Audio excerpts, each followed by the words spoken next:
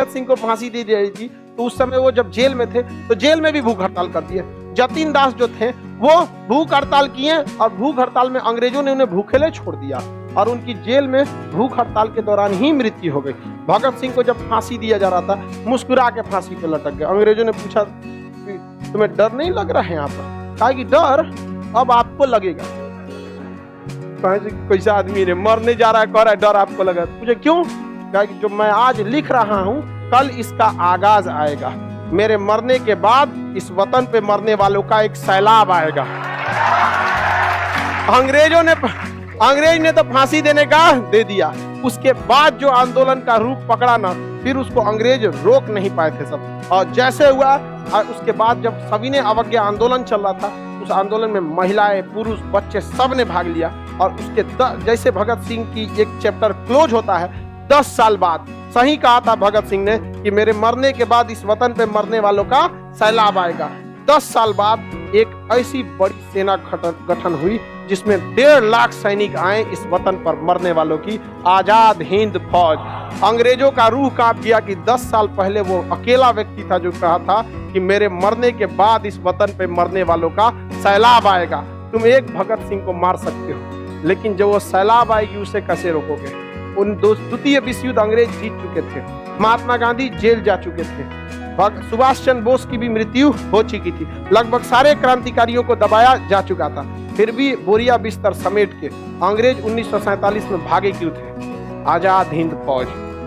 आजाद हिंद फौज जो थी उनको खोज खोज मार रही थी जबकि इंग्लैंड की संसद ने कहा था कि हम भारत को 1948 में स्वतंत्र करेंगे। क्यों भागे थे 47 में? क्योंकि आजाद हिंद फौज को कंट्रोल करना इनके बाप की बात नहीं थी।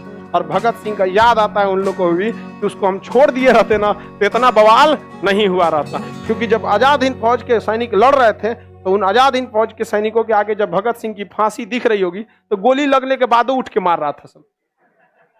तो दिक्कत ये था अंग्रेज डर के इस बात क्योंकि भारत में ना अफवाह तो बहुत ज्यादा रहता ही। भूत ऊत का प्रचलन तो भारत में पहले से।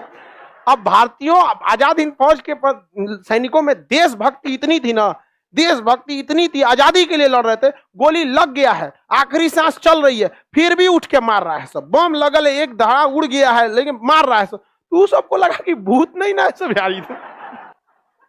अंग्रेजों का पूरा मनोबल टूट चुका था। और स्वाभाविक है कोई अपने ड्यूटी के लिए लड़ेगा और कोई अपने अस्तित्व के लिए लड़ेगा तो हमेशा अस्तित्व वाला क्या होगा? भारी। चाहे कितनी भी बड़ी सेना क्यों ना हो। यूक्रेन देख लीजिए, रूस की इतनी बड़ी सेना जीतने के लिए लड़ रहा है लेकिन यूक्रेन अस्तित्व के लिए लड़ रहा है। लेकिन रूस को भी पता है कि कॉमन सिविलियन ज्यादा देर तक सरवाइव नहीं कर पाते इसलिए बाहर डेरा डाल के रखा है। पानी की सप्लाई काट दिया है यूक्रेन में, पानी की सप्लाई काट दिया। तब नहीं जेलेंस्की कह रहे हैं कि नाटो में नहीं जाएंगे। 11 दिन पहले से हम वीडियो बना के समझा रहे थे मत जो आप आएंगे यहाँ पे। सब चौपट ठोकला के बाद नहीं समझ में आ गया। हम भारत सरकार को भी बोले थे ना कि एगो हमला कर दो, मार दिया एगो मिसाइल पाकिस्तान में। 124 किलोमीटर अंदर मार दिया। बोले थे कि नहीं बोले थे? तो भारत सरकार सुन लिया, यूक्रेन नहीं सुना यहाँ पे। तो जबरदस्ती नहीं ना मारेंगे जी, बवाल हो जाएगा। हम अपने वीडियो में भी यही बोले थे ना कि छोटा सा कॉन्फ्लिक्ट होना चाहिए। तो मिसाइल एकदम तगड़ा था, बस उस मिसाइल के अंदर जो बम लगा होता है उस बमवा को निकाल लिया गया था, अब मारा गया था मिसाइल ताकि बवाल हो जाए। बस समझ में आ गया कि नहीं आएगा? अब कोई कहे यूक्रेन भारत को, भारत साथ दीजिए, भारत का मिसाइल मारे हैं, कब मारेगा हम क्या बोले? अपने में बिजी हैं, वो भी बिजी है। बताए थे कि नहीं बताए थे एक हफ्ता पहले? तो देखिए इतिहास से हमने बहुत कुछ सीखा है।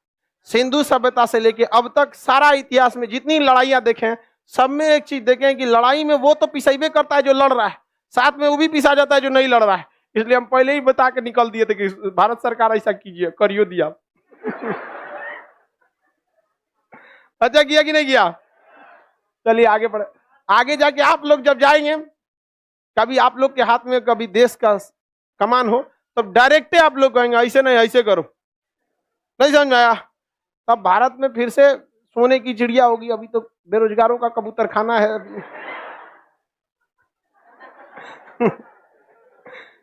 आगे बढ़े।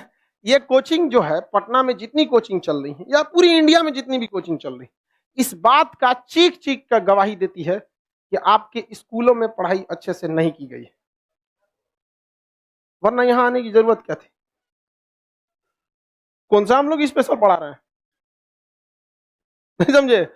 जिसको आप लोग ने क्या आपके स्कूल में संसाधन नहीं थे? जितनी अच्छी बिल्डिंग स्कूल की होती है, प्लेग्राउंड होता है, उतना प्राइवेट का हो ही नहीं सकता। 4 बीघा का तो प्लेग्राउंड होता है, उसमें भैंस टहलती है। हमरो एडमिशन ले लो, आगे बढ़ जाना। चलिए ध्यान से देखते हैं।